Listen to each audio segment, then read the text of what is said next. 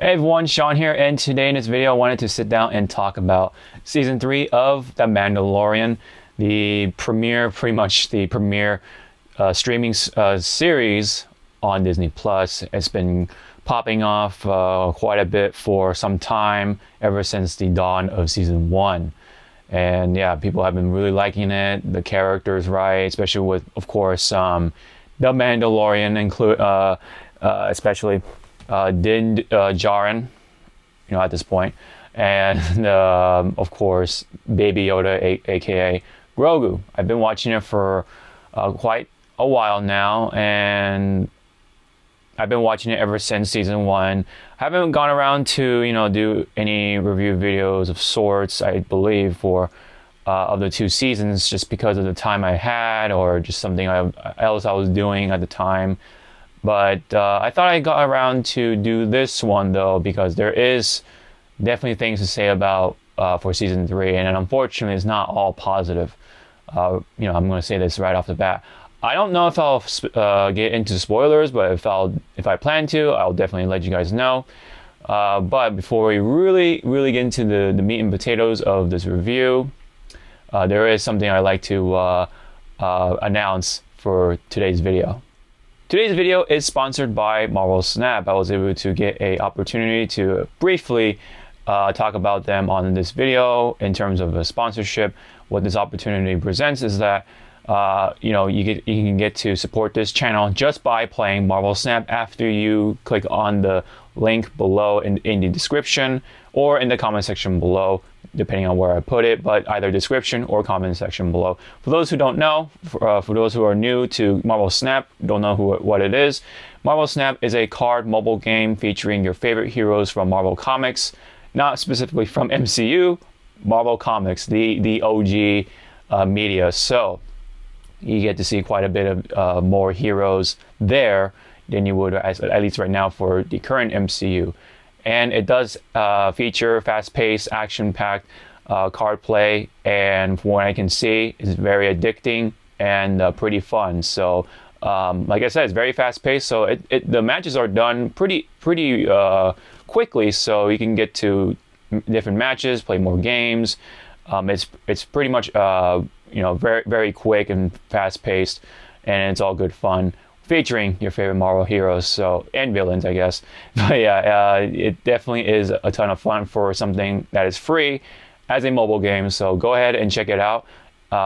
Again, click on the link below. Just play the game, win some matches, and it definitely will help this channel out while you guys get to play a free, awesome game. So thank you very much. Really appreciate it, guys, if you show your support there.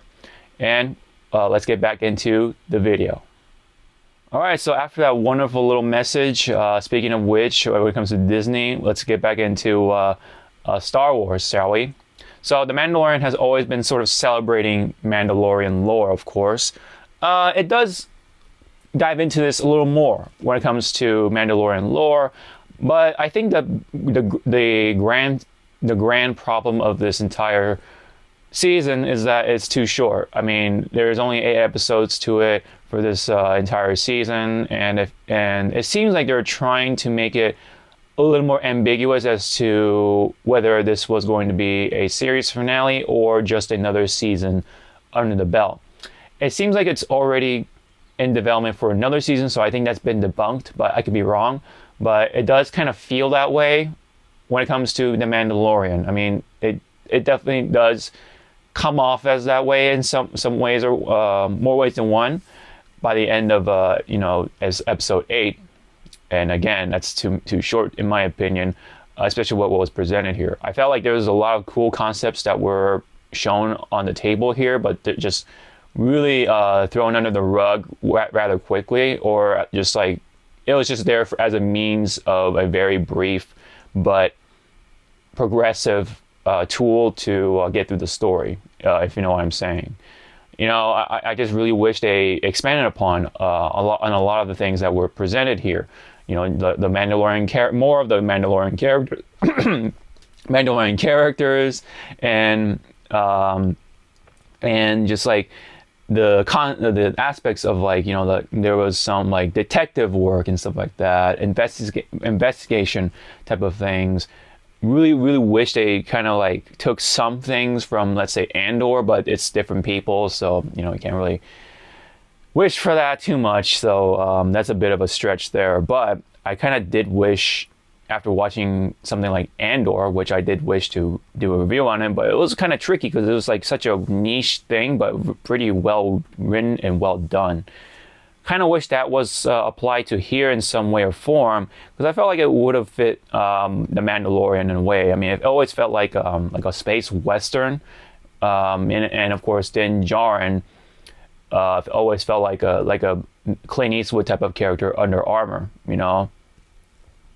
So that was one of the main appeals for it, was that it just had this like badassery to it too. You do get some of that here, of course, but it does get lost or just gets sort of tangled with all the weird storytelling stuff. I remember from the first episode, it's a bit of a minor spoiler here, but it's just strange to me that Din Djarin was supposedly sort of like had this like prejudice or I guess racism towards robots, but because of what happened in his childhood, obviously, so it is justified. But he always had this sort of prejudice towards robots, or distrust, I should say, towards robots. But he started to slowly trust them, with some exceptions, right? And he wanted a specific robot come back to life from season 1, and that was kind of a jumbled mess, because in the end, it didn't really happen. Instead, he just got some sort of astromech, and then the story went on. That could have been saved for something else, really. I felt like they could have just saved that for another day, But that wasted time for something that could have been more important, for maybe like, I don't know, a build-up for the villains, right? Which, speaking of which, there was really no clear villain throughout the whole season until the last couple of episodes, literally. I mean, it was kind of obvious to know that Moff Gideon from the previous season was going to be involved somehow, but because of him being only involved in like just a couple of episodes, I don't know, it just kind of felt shorthanded. I felt like there should have been more to it. And I'm going to say this a lot, because that's just what the biggest problem was with this season. It's just that they just didn't do enough of what could have been really cool. Again, with the cities, right? Some of the cities were really cool, the setting, right? And then they had that like cyberpunky sort of thing going on, or space punk. The investigation aspect of things, and of course the villains, and there are some things that weren't really touched upon after, right? Like Kane, I believe her name was, and the guy with the glasses, the scientist, something happens to him, and they really didn't do anything else after that. So it's like, what the heck? Like, they really are seems like they're really trying to kind of like feather things around without doing too much, for the sake of something else. And what I mean is that maybe they're saving all that for Ahsoka, just to make it maybe feel like it sticks out from the rest. That because Mandalorian did so well, maybe they don't want Mandalorian to like kind of hog all the good story elements at this time around, and save that for something like Ahsoka. It's just a theory of something I came up with after looking at other people's comments, like, something feels off. Maybe it's something for Ahsoka or something. So yeah, maybe it does. Perhaps it does.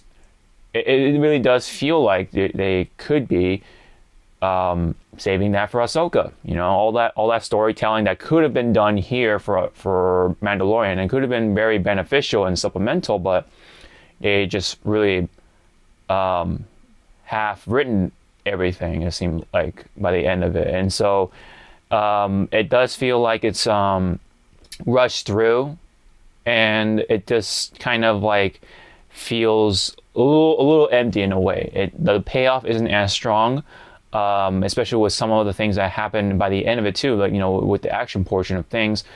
Now that is definitely one of the positives here, is the action. Of course, it definitely delivers on the action, but to that build up, right? The build up part was something that could have been improved upon more. There definitely was definitely room for improvement. So, especially if you really compare this to the rest of the Mandalorian seasons, it really presented something really cool, but they just didn't capitalize on it this time around for this one. And there were a lot of times where, this character was trying to handle the situation, but then we have this character, here we are, just doing his thing, and then, it's like, okay, kind of defeats the purpose of this character sort of thing, right? In a way, but it also does the thing where it makes... There was a scene where Mandalorians were fighting against a monster, and then they purposefully made the Mandalorians like incompetent looking in order for Din Djarin to look good, right? So I don't really like that. I really hate that in writing. It's such a bad trope to me, and of course when it's well done, it's all cool, right? But this one comes off short for sure. And then there is some inconsistencies with the jetpacks, which I don't want to touch upon too much because that is kind of spoiler-esque. But there is a time where, they're like, oh, we don't have enough fuel for a jetpack, so we can't do this. But later on, they're just like full-on jetpacks, and it was just crazy. I'm like, wait a minute, right?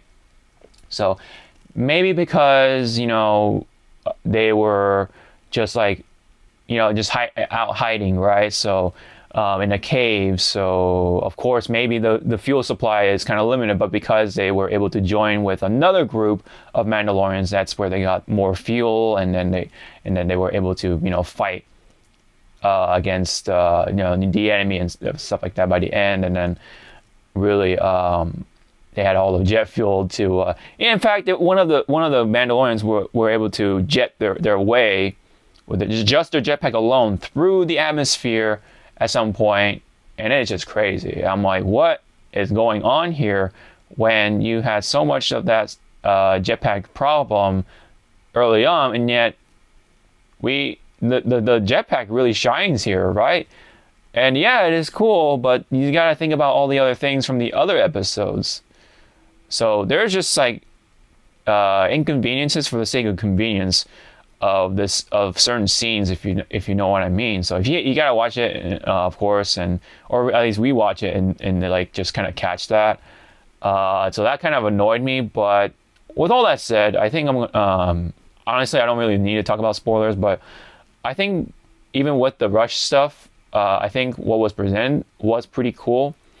With all that being said, I just wish that they really expanded upon it. I think that's a real issue here, is that this easily could have been at least 12 episodes. They could have made some of those little sagas into just like at least 3 episodes. But everything is done in 1 episode.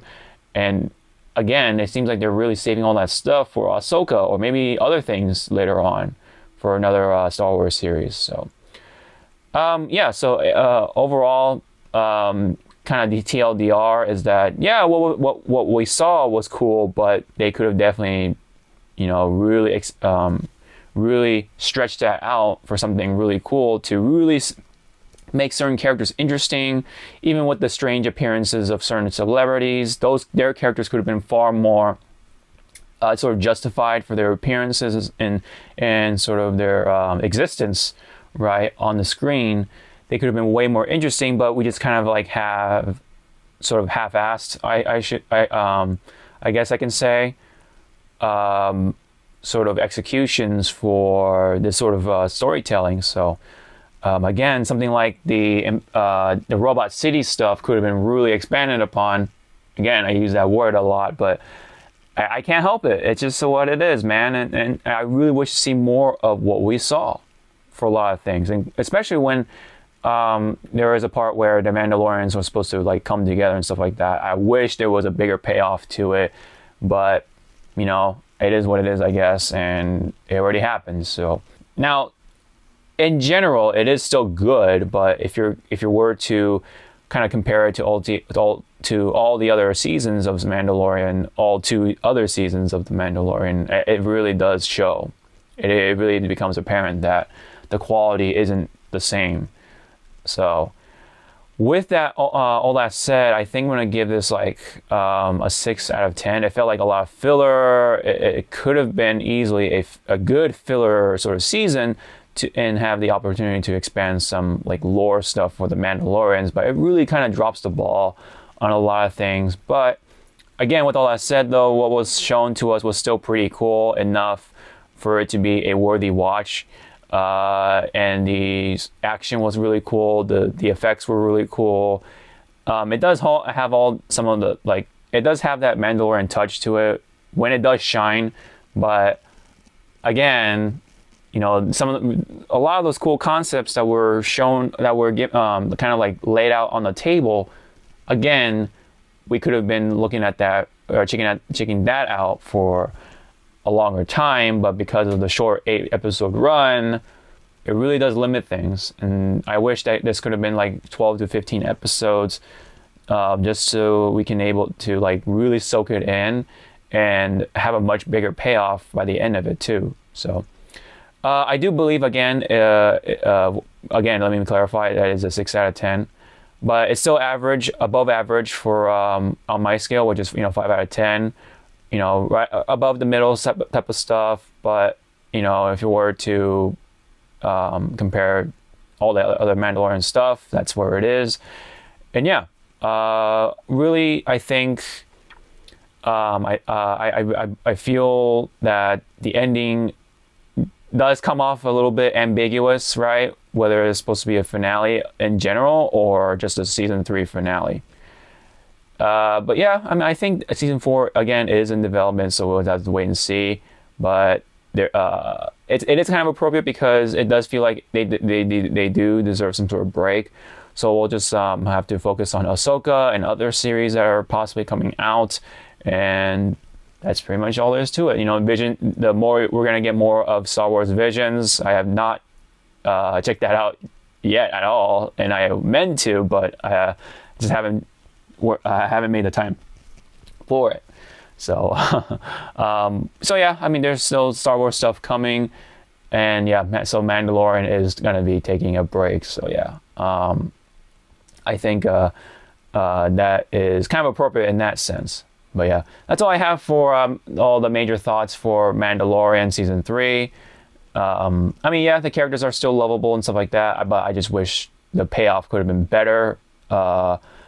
When you could have really looked into all the other stuff and really put more time into those areas, and then really make the payoff even more of a payoff. But yeah, anyways, thank you very much. If you have any comments about Mandalorian season 3, leave me down below. Love to check them out, and I really would like to have you guys, click on that link for Marvel Snap to show your support, and you get a game out of it for free. So I really do appreciate if you can show that support. So again, thank you very much, and that has been my review. This has been my review for Mandalorian season 3. Thank you very much. Hope to see you all in the next video. Sean out.